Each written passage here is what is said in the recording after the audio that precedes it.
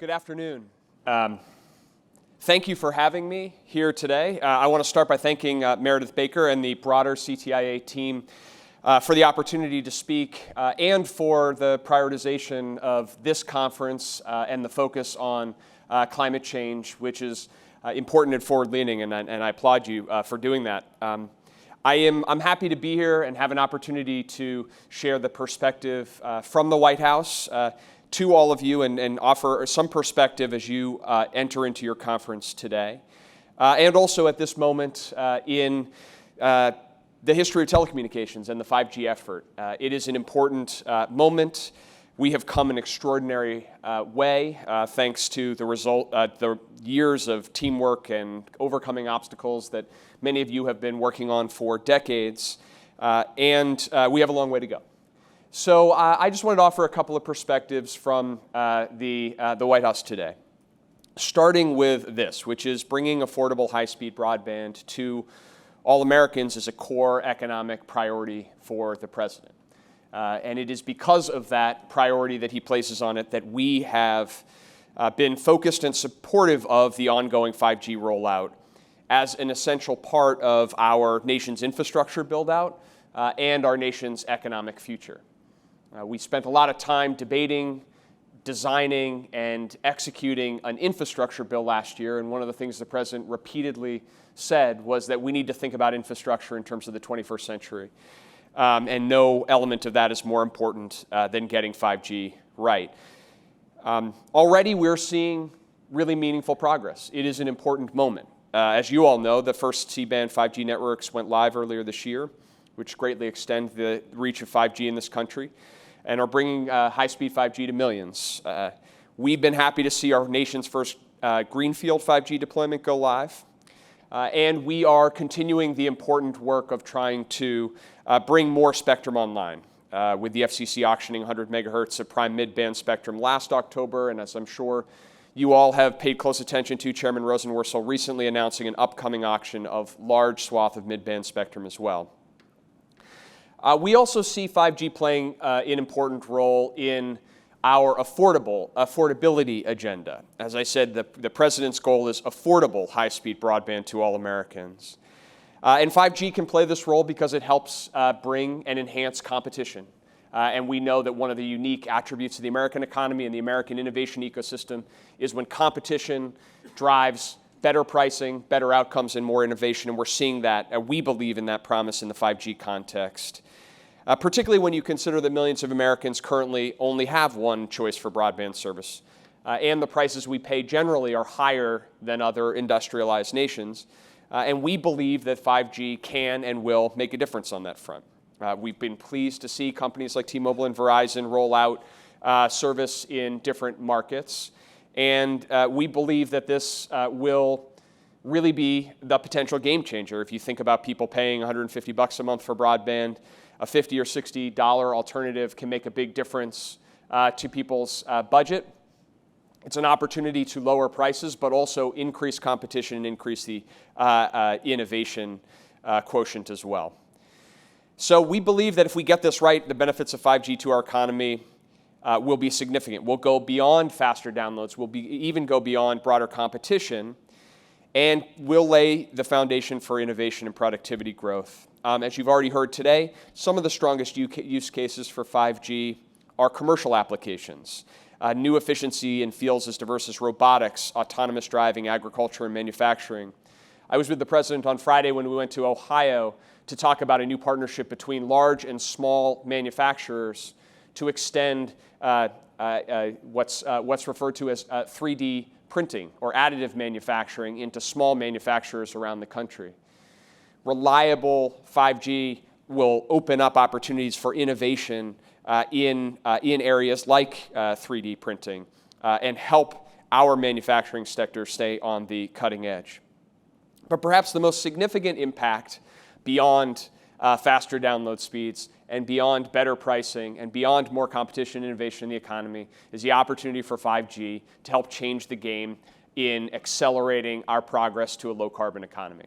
And here I really want to underscore, as I said before, I applaud your prioritization of this topic at this time in this conference. And I would just say we very much see that opportunity.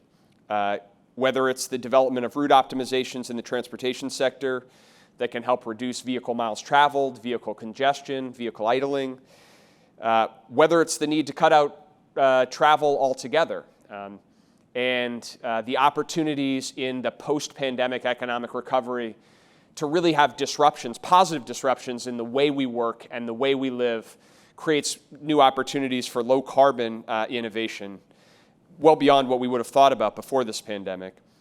And also the built environment, as you just heard. Energy efficiency, real-time energy management, monitoring systems, smart meters, smart grids. 5G could be the key to unlocking really step change opportunities in all of these areas. That said, I guess the last thought I want to leave you on as you all are diving into this topic is that the build out of 5G alone will not address the global climate crisis. It will require intentional use case applications and prioritizing low carbon options, low carbon innovation, low carbon pathways of this technology to actually make progress. That's why it's critical for your industry to be your own biggest advocates of how and why 5G can actually be a force multiplier to address the climate crisis. Why and how 5G can open up these energy efficiency and emissions reductions use cases. Don't assume that that's the pathway we're going to be on, but see this as an enormous opportunity, a commercial opportunity, an innovation opportunity, and an opportunity to be part of solving the global climate crisis together. And lastly, I would say, and I want to applaud the industry and many of the large and small company participants in it for supporting broader efforts to try to change public policy, to have clearer long-term incentives for us to be investing in low-carbon energy efficient technologies. 5G's ability, for example, to help change the game in the built environment, energy efficiency and otherwise, will be greatly enhanced if we have a tax structure at the federal government level that actually encourages and rewards building owners for reducing their energy production. With that, as well as with 5G innovation, we can really get something going, but it's going to take everything, all of us looking at the bigger picture and supporting policies that will get us to that end game. That's certainly our goal, and we very much appreciate the partnership of the industry as well. Despite all that opportunity, we have big challenges. Those are the kinds of challenges that we're working on every day out of the White House and trying to coordinate policy more effectively at the federal government level. So before I left, I just wanted to name three. The first pertains to competition in markets for 5G equipment. Those markets right now are marked by a few large equipment providers, and we want to encourage a more diverse ecosystem of vendors of all sizes that can interoperate with each other to provide innovative 5G solutions. That's why our administration has strongly supported the development of the O-RAN, and if widely deployed, we believe this could open opportunities for U.S. software vendors and other trusted providers, and also reduce power consumption. A second challenge that we are aware of and we hear about is the threat of patent litigation slowing 5G network deployment or imposing significant costs for everyone. And so we, of course, are supportive of awarding patents for meritorious inventions, but we also expect companies that have agreed to fair, reasonable, and non-discriminatory licensing to keep those commitments and ensure the patent litigation doesn't slow the 5G deployment and increase costs. And we also take very seriously the ongoing challenge of spectrum scarcity, which we hear a lot about. And we fully recognize the need for a national spectrum strategy, and we know that NTIA and FCC have been cooperating to chart that course into the future. So we've got challenges, but I do want to close today with a final note on the progress we've made toward that President's goal of affordable, universally accessible, and equitable broadband through the implementation of the bipartisan infrastructure law. To date, we have 12 million low-income families that are already subscribed to our new affordable connectivity program, and I know that wireless providers are playing an important role in that effort. We think that's a terrific start, but we think that there is a lot more that we collectively can do. Yesterday, the President and the Vice President had an opportunity to speak to this potential, and with several of your companies participating. And I want to say here that our goal is to bring anyone and everyone who is interested in helping in this mission, in this journey. We now have a policy tool to try to help lower costs and expand affordable access to tens of millions of Americans. We need your help, we need your partnership, and would welcome the opportunity to follow up with anyone who sees an opportunity to be part of that.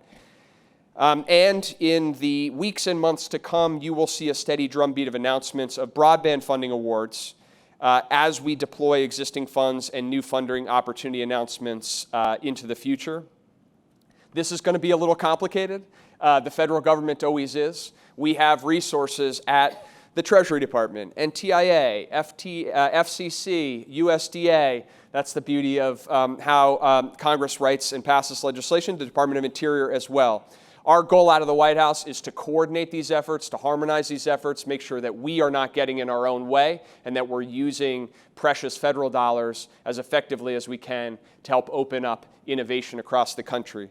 We welcome your input, your advice, your constructive criticism when we're not getting that right. But this is going to be an incredibly exciting and impactful period of time over the next 12 to 18 months of the federal government deploying resources at a scale we've never tried before to actually build out the broadband network around the country. And so with that, I would just say in a spirit of partnership, we are incredibly excited, enthusiastic, and focused on the opportunity to actually achieve that core economic goal that the President has set and see the potential for 5G as a technology at the center of it. We're looking forward to continuing the partnership for those of you that we have an opportunity to work closely together with. And for those who we haven't yet, please do see this as an opportunity where we can work together to try to achieve these common goals. Thank you very much.